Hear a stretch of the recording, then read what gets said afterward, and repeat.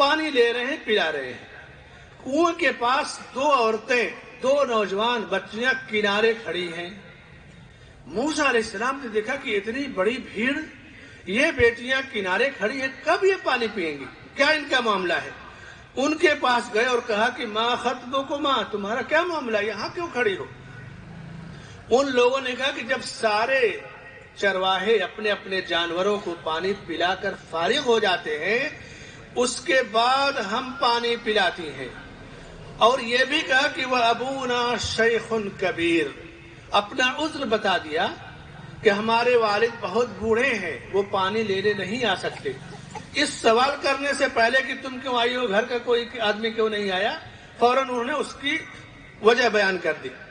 فسقا لہما، موسیٰ علیہ السلام نے ان کا ڈول لیا اور پانی نکال کر کے ان کو دیا اور شراب کیا، انہوں نے پانی لیا اور اس کے بعد پھر آ کر کے درخت کے سائے میں کھڑے ہو گئے اور لوگوں نے پانی پلانا شروع کر دیا۔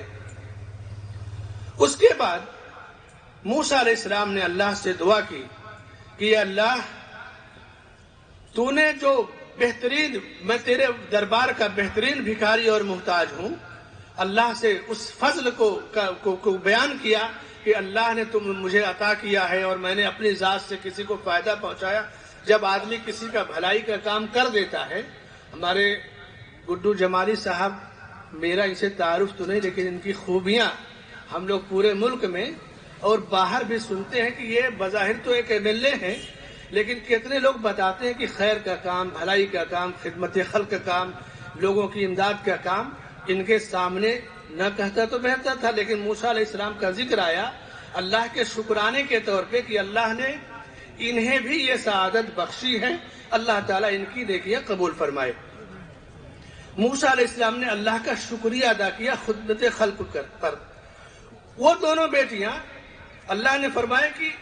اس میں سے ایک بیٹی تیز دوڑتی ہوئی اپنے باپ کے پاس آئی، علی استحیاء، اللہ نے کہا کہ چل رہی ہے لیکن اس کے چلنے کی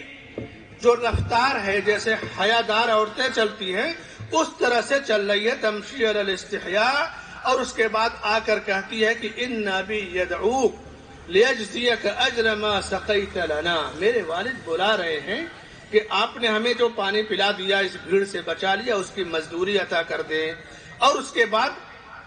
ان دونوں بیٹیوں نے موسیٰ علیہ السلام کی تعریف کی اور کہا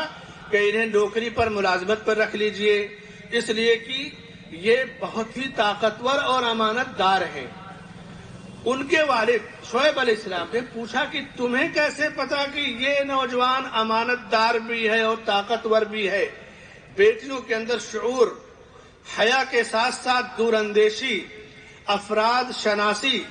تو کہا انہوں نے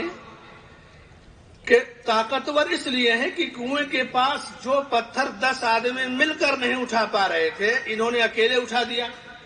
امانت دار اس لیے ہے کہ جب ہم نے انہیں بلایا کہ ہمارے والد کے پاس آؤ تو میں آگے چل رہی تھی، یہ پیچھے چل رہے تھے، تو کہا کہ نہیں، تم میرے پیچھے چلو، میں آگے چلتا ہوں، راستہ مجھے نہیں معلوم ہے، تم ایسا کرو کہ جب راستہ بھول جاؤں تو کوئی کنکر یا پتھر پھینک دینا اس طرف، تاکہ میں جان جاؤں کہ یہی راستہ صحیح ہے۔ تو یہ ان کی امانت دار ہونے کی علامت تھی، طاقتور ہونے کی علامت تھی۔ تو اللہ تعالیٰ نے اس پوری سورہ قصص میں موسیٰ علیہ السلام، شعیب علیہ السلام کی 2 بیٹیوں کا ذکر کر کے قوم کو اور امت مسلمہ کو بتایا کہ بیٹی کے اندر حیا، بیٹی کے اندر افراد شناسی، جوہر شناسی، یہ انبیاء کی بیٹیوں کی صفت ہے۔ اور اس کے بعد یہ جو سیمینار ہو رہا ہے وہ اسی لیے ہو رہا ہے، آج ہمارے سماج اور معاشرے میں جو خطرناکی ہے، جو برائیاں ہیں، جو انحراف ہے، وہ اسی لیے ہے کہ انبیاء کی بیٹیوں کا، نبی کی بیویوں کا، صحابیات کا آئیڈیل اور اسوہ ہم سے دور ہوتے جا رہا ہے۔ عبداللہ ابن مسعود رضی اللہ عنہ کہتے ہیں کہ 3 آدمی ایسے تھے جو صائب الرائے تھے۔ صائب الرائے کا مطلب کہ ان کی سوچ، ان کی رائے، ان کا فیصلہ صحیح تھا۔